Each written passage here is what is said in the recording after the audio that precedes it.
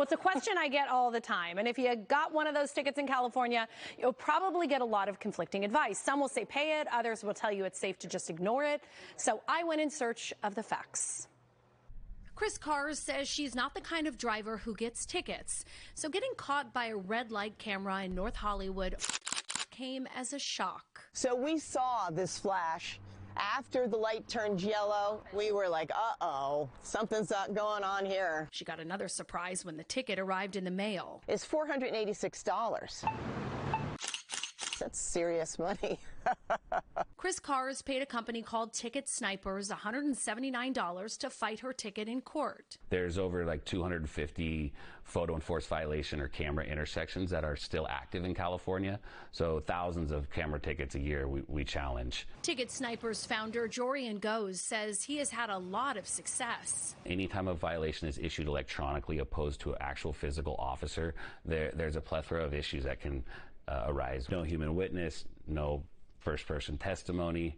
They have calibration issues with the sensors, the cameras, and then also there is a non-uniformed declarant that looks over the footage that works for the camera company and the city that actually issues the violations. Those issues have left drivers confused about whether they actually have to pay these citations.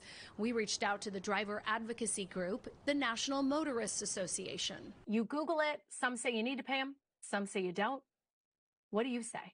The state and the courts have really no mechanism to force people to answer their tickets or to pay their tickets if they don't answer the ticket. The only thing they can do is they can send it to a collection agency, and collection agency has no power over you. They can't send it to a credit reporting agency, so it doesn't affect your credit. CBS News California Investigates dug into why that is and tracked down this 2016 court case.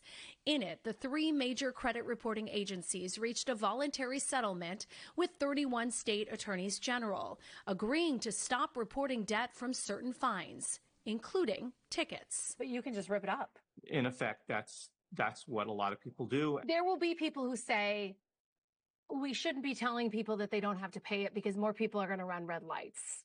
What do you say to that? Well, first of all, the argument that we shouldn't tell people that what their legal rights are is kind of a specious argument. That's number one. Number two, most people need to realize that, yes, there are some dangerous drivers out there, and yes, they do deserve a ticket for running a red light. However, the vast majority of these tickets are given for Mickey Mouse violations. They're a fraction of a second violations that nobody can even see with the naked eye, which the violator wasn't even aware that they actually committed the violation, or they're slow rolling right turns in the middle of the night, nobody around, nobody's put in danger. It's sloppy driving, but it's certainly not worth a $500 ticket. So why do they still give them? Well, because a lot of people just simply pay them. We asked the Los Angeles Superior Court the consequences of ignoring a red light camera ticket.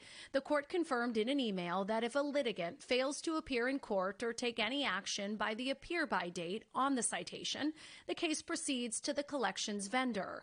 But it's a good idea to check with your local court's policies and be aware that responding to a red light citation will change your status in the system. If you decide to answer, then you subject yourself to the jurisdiction of the court, and then you have to actually answer, and you actually have to go through the process. Chris chose to fight her ticket, and she won. Sure enough, the ticket got dismissed, which was significant for me because it was $486. I can definitely say it was worth it.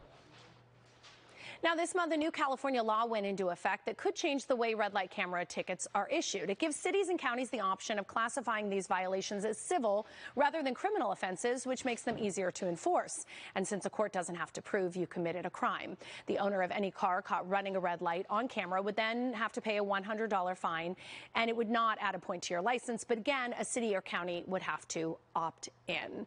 So it's definitely a talker. A lot of people are like, I don't know what to do. I will say that if you ignore the ticket, which again, you can do pretty much without penalty, if you happen to show up in that same courtroom, right? So if LA City gives it to you and then you show up in Superior Court, the judge could see that you had that on your record. That's why I just wanted to be a good little student and pay it. Well, the city of Culver City thanks you because they just got your money.